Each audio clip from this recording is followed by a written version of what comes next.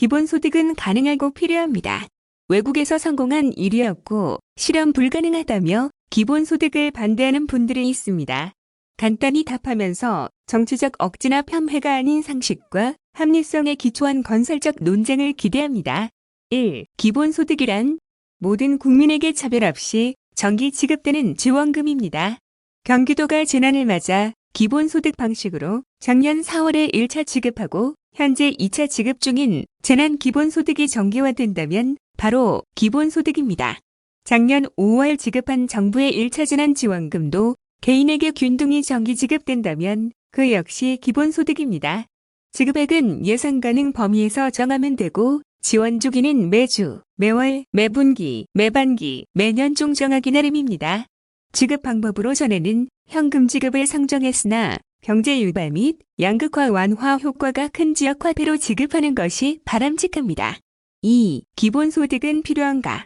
기본소득은 우파적 입장에서 작은 정부를 지향하며 복잡한 복지체계를 정비할 목적으로 좌파적 입장에서 복지 확대의 한 형태로 논의했으나 최근 실리콘밸리에 성공한 CEO들의 새로운 관점에서 주장하여 급격하게 세계적 논의 주제로 떠올랐습니다.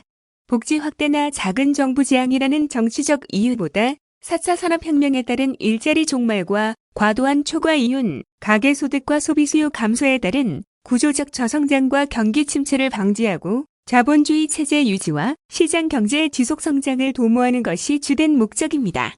3. 지역화폐로 지급한 한국형 기본소득의 확실한 효과.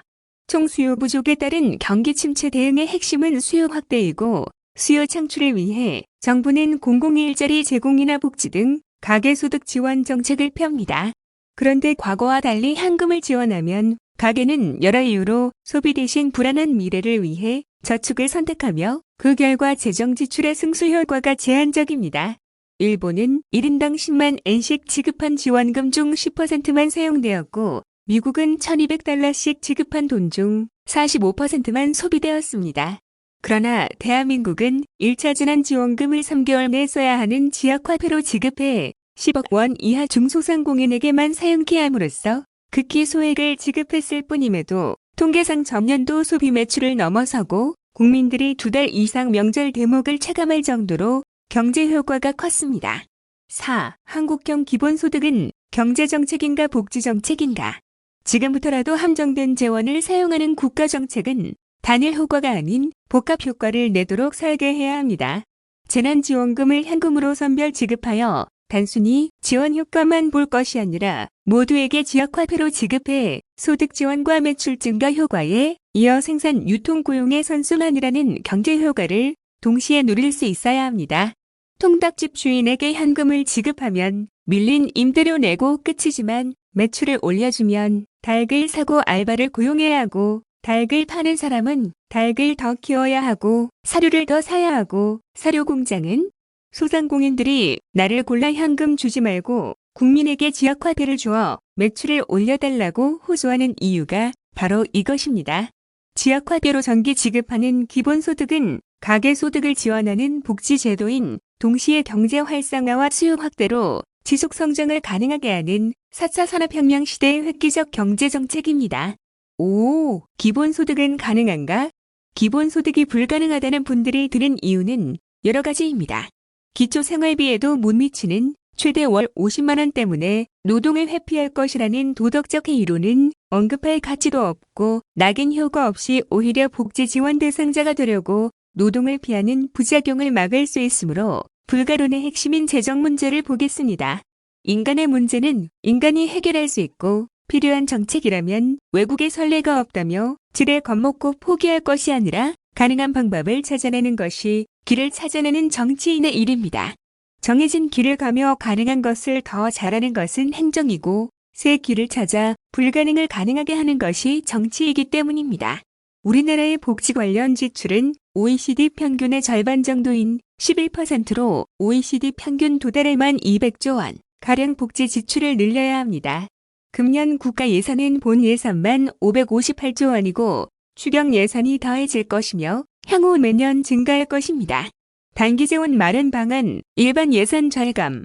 작년 1차 정부 재난지원금 수준인 1인당 25만 원을 연 2회 지급하려면 26조 원이 필요한 데에는 국가 재정의 5%, 작년 GDP의 1.3%에 불과하여 일반 예산 조정으로 얼마든지 만들 수 있습니다. 중기재원 마련 방안, 조세 감면 축소.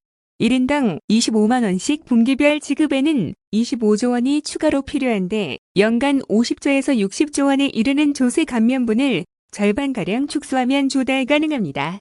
장기재원 마련 방안, 증세. 우리는 어차피 OECD 절반에 불과한 복지 관련 지출을 늘려야 하고 낮은 조세 부담률을 끌어올려 저부담 저복지 사회에서 중부담 중복지 사회로 가야 합니다. 이를 위해 증세는 불가피하며 대다수 국민은 내는 세금보다 돌려받는 기본소득이 더 많은 기본소득목 적세를 이해하기만 하면 기본소득을 위한 증세에 반대하기보다 오히려 찬성할 것입니다. 기본소득 목적세로 증세된 세금은 정부의 일반 재원으로서 없애지 않고 전액 특별회계로 모아 국민에게 공평하게 지역화폐로 지급해 경제를 살리고 가계소득을 지원하며 부의 양극화를 완화하는 역할로 지속적 경제성장을 담보할 것입니다. 기존 세목의 기본소득목 적세를 추가할 수도 있겠지만 기후위기 극복을 위한 각종 기본소득 환경세, 데이터 주권 확보를 위해 디지털 시대 생산 원료인 데이터에 부과하는 기본소득 데이터세, 노동을 대체하는 인공지능 로봇에 부과하는 기본소득 로봇세, 토지 등 불로소득에 부과하는 기본소득 토지세 등을 도입할 수 있습니다. 6. 시행 시기는 한국형 기본소득은 너무 서두를 필요도 없지만 너무 미뤄서도 안 됩니다. 1인당 연간 100만 원 기본소득은 결단만 하면 수년 내 얼마든지 시행 가능합니다.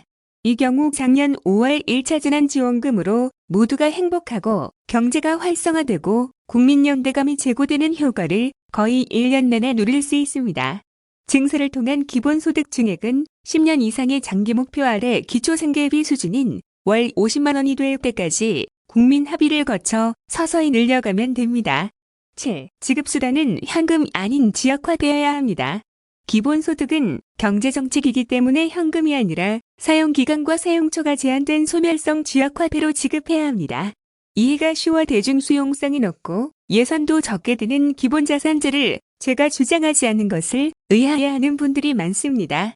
분명히 말씀드리지만 언젠가 기본소득에 이어 기본자산도 도입해야 하겠지만 현 단계에서 저는 도입에 찬성하지 않습니다. 기본소득은 정기지원금을 지역화폐로 지급해 소비 활성화를 통한 지속성장 추진이 가능하지만 기초자산은 고액이고 인생 설계에 맡겨야 하므로 시장에서 즉시 소비되는 지역화폐로 지급할 수 없기 때문입니다. 8. 외국 사례가 없다고 불가능한 것도 아니고 못할 이유는 아닙니다. 외국이 기본소득을 도입하지 못하는 경우는 아직 그럴 여력이 없거나 고복지 국가의 경우 기존 대규모 복지를 기본소득으로 대체해야 하는데 제도 전환의 필요가 크지 않기 때문입니다.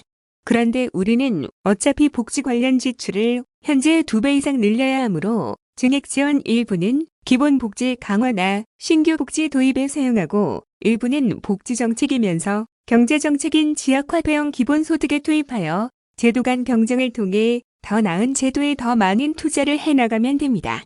우리는 국채 비율 증가를 감소하며 가계소득 지원을 늘려 가계부채 비율을 줄이는 세계 각국의 선례를 따르지 않고 저가계지원, 저국채 비율, 고가계부채 비율로는 옳지 않은 우리만의 길을 걸어왔습니다. 질적으로 달라진 세계에는 질적으로 다른 새 정책이 필요합니다.